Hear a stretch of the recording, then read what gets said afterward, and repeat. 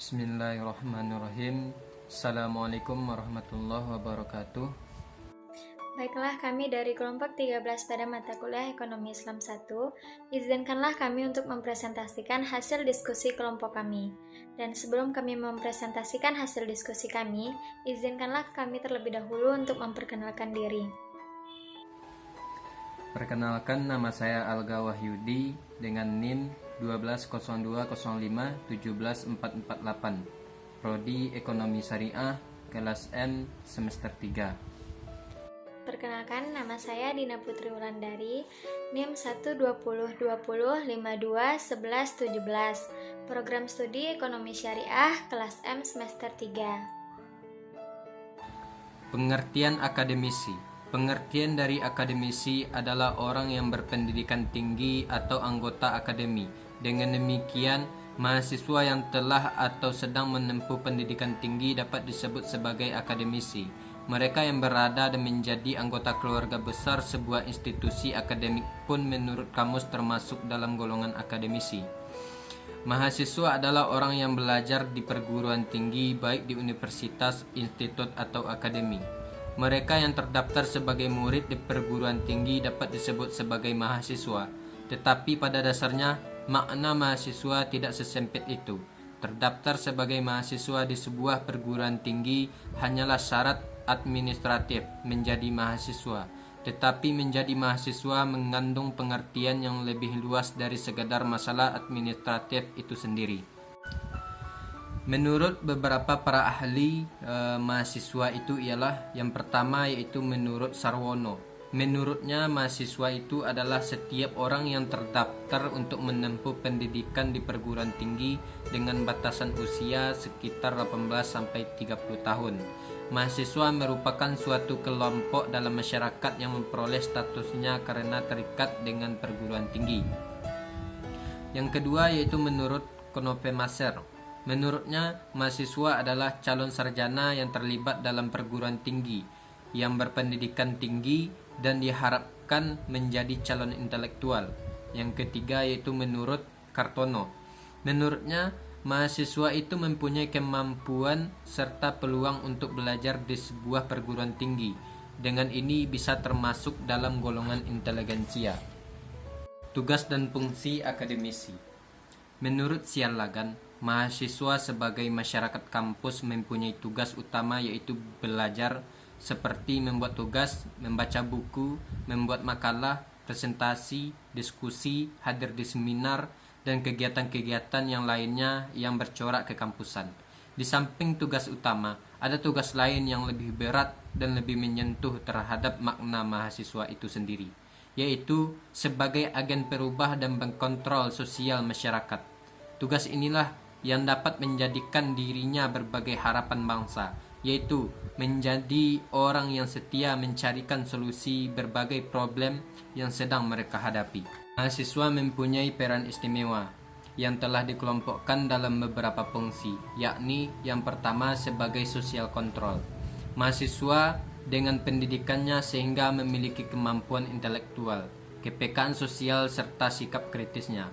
Kelak diharapkan mahasiswa mampu menjadi pengontrol sebuah kehidupan sosial dalam masyarakat dengan cara memberikan saran, kritik, dan solusi untuk permasalahan sosial dalam masyarakat dan permasalahan dalam bangsa. Yang kedua yaitu sebagai agen of change. Pelajar tingkat tinggi juga sebagai agen perubahan. Mahasiswa tidak hanya menjadi pengegas perubahan, tetapi juga sebagai objek atau pelaku dalam perubahan tersebut. Sikap kritis yang positif harus dimiliki dan sering dapat membuat sebuah perubahan besar. Perubahan yang dimaksud yakni perubahan ke arah yang positif serta tidak menghilangkan jati dirinya sebagai mahasiswa dan juga bangsa Indonesia. Yang ketiga yaitu sebagai iron stock. Mahasiswa sebagai iron stock, yakni merupakan seorang calon pemimpin bangsa di masa depan yang kelak akan menggantikan generasi yang telah ada. Jadi tidak cukup jika hanya dengan memupuk ilmu yang spesifik saja. Perlu pula adanya soft skill seperti leadership, kemampuan memposisikan diri, serta sensitivitas yang tinggi. Yang keempat yaitu sebagai moral force. Peran dan fungsi mahasiswa selanjutnya yaitu sebagai kekuatan penjaga moral. Mahasiswa memiliki peran penting dalam menjaga nilai-nilai baik dalam masyarakat. Seorang mahasiswa harus memiliki acuan dasar dalam berperilaku. Selanjutnya yang kelima yaitu sebagai guardian of value. Peran dan fungsi mahasiswa terakhir yaitu sebagai penjaga nilai. Nilai-nilai yang luhur harus selalu dilindungi. Terlebih saat ini nilai-nilai luhur mulai diguncang. Mahasiswa sebagai garda terdepan harus bergerak untuk melindunginya. Nilai-nilai luhur seperti kejujuran, empati, gotong royong, serta keadilan harus selalu dijaga. Sebagai guardian of value, mahasiswa tentu harus menyadari bahwa nilai-nilai luhur harus selalu ditegakkan, dan apabila ada yang berani menggoyangkan nilai-nilai tersebut, maka mahasiswa akan menjadi garda terdepan untuk melindunginya. Materi berikutnya yaitu tentang strategi akademisi dalam literasi ekonomi Islam. Yang pertama, mahasiswa menjadi aktor. Dalam hal ini, mahasiswa ikut mengembangkan ekonomi syariah dengan menjadikan pionir-pionir dalam praktik ekonomi Islam. Mahasiswa membantu setiap kegiatan dalam pengembangan ekonomi Islam, memberikan ide-ide yang bisa dilakukan untuk meningkatkan kejayaan atau kelancaran dalam ekonomi Islam itu sendiri. Yang kedua yaitu mahasiswa menjadi edukator. Mahasiswa dalam hal ini memiliki teknik yang begitu rumit karena bermain dalam dua kelompok. Yang pertama, terhadap masyarakat yang berpendidikan, dan yang kedua berbicara dengan masyarakat awam. Untuk itu, sebagai mahasiswa hendaknya memberikan pengenalan yang lebih dalam lagi untuk membawa rakyat ke dalam perekonomian yang berciri khas Islam. Yang ketiga yaitu mahasiswa menjadi motivator. Pembicaraan dan praktik ekonomi Islam di tengah sistem kapasitas bukanlah tindakan yang populer, terasa asing, dan mudah menimbulkan rasa putus asa, mengingat natur dari masyarakat memang tidaklah kompatibel dengan ekonomi Islam. Disinilah diperlukan motivasi terus-menerus, terutama dari para mahasiswa, untuk tidak mudah putus asa dalam mengkaji dan mengimplementasikan ekonomi Islam. Dan yang keempat, mahasiswa menjadi akselerator.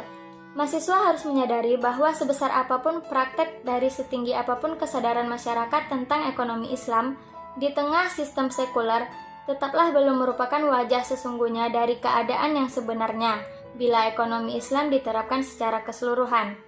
Harus ada upaya terus-menerus dengan mendorong percepatan atau akselerasi penerapan dan kesadaran ekonomi Islam hingga betul-betul terwujud di tengah masyarakat melalui tegaknya sistem kehidupan Islam. Sekian dan terima kasih atas perhatian teman-teman semua. Maaf atas segala kesalahan baik dalam penyampaian maupun dalam pengucapan. Wabillahi taufiq wal hidayah. Wassalamualaikum warahmatullahi wabarakatuh.